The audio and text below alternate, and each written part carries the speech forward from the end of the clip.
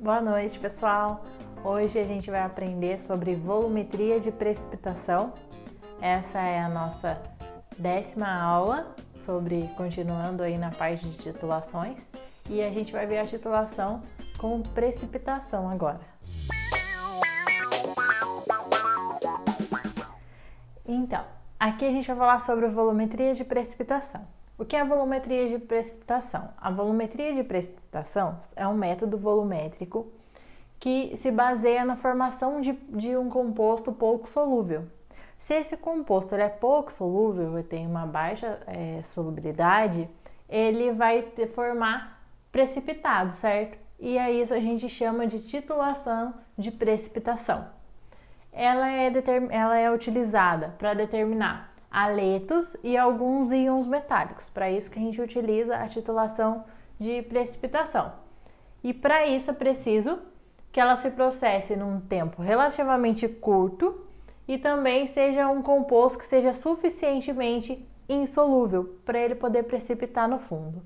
Então, essas são as definições de volumetria de precipitação.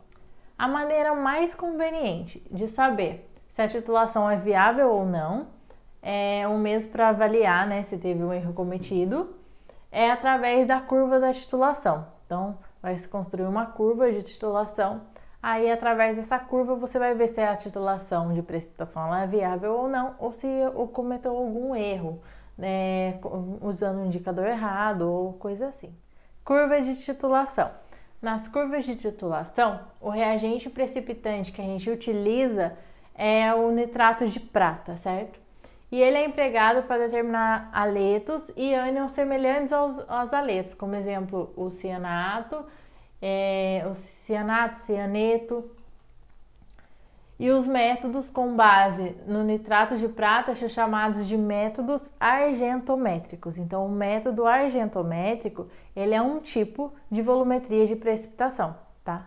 Que a gente utiliza os nitratos de prata, tá? Para poder precipitar. A prata, no latim, é argento, por isso que o nome é argentométrico. Então, aqui a gente tem um exemplo lá na titulação. O nitrato de prata, ele vai na nossa bureta, e no Elemer aqui a gente tem uma solução de cloreto de sódio. A concentração que a gente utiliza aqui é do íon Ag+, que é o íon da prata, tá?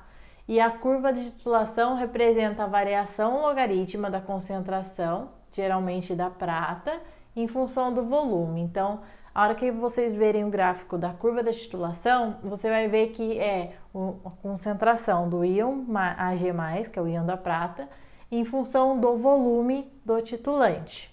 Então, lembra do pH que a gente utilizou? Então, aqui a gente vai ver, seria o P da prata, que é o menos log da concentração de prata, que seria o pH da prata, do íon de prata, versus o volume. Então, vai estar aqui na nossa curva de titulação. Então, aqui a gente tem o pH da prata, do íon prata, e a quantidade aqui em volume do nitrato de prata, e a gente vai traçar a nossa curva de titulação.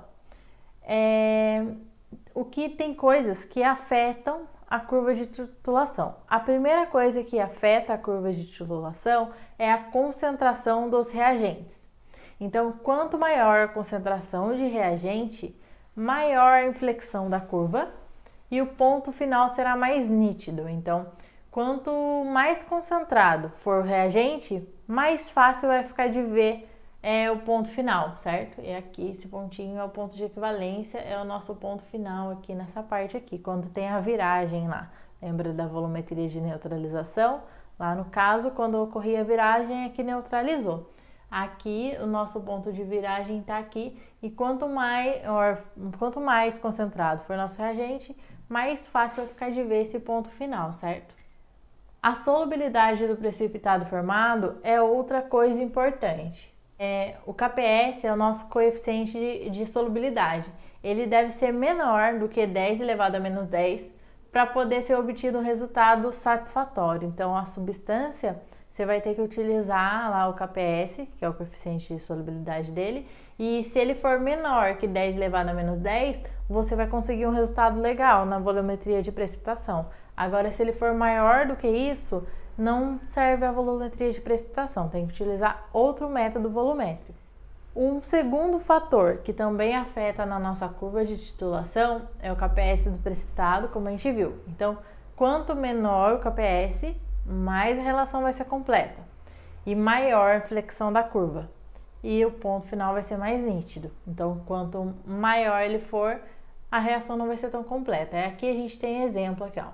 8,3 vezes 10 a menos 17.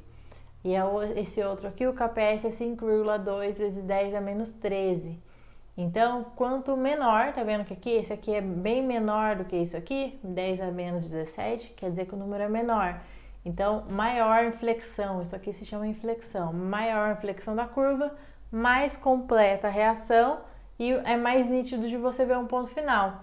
Esse daqui tem um valor de KPS mais alto, tá vendo? Nem tem inflexão na curva e você não vai conseguir ver direito o ponto final.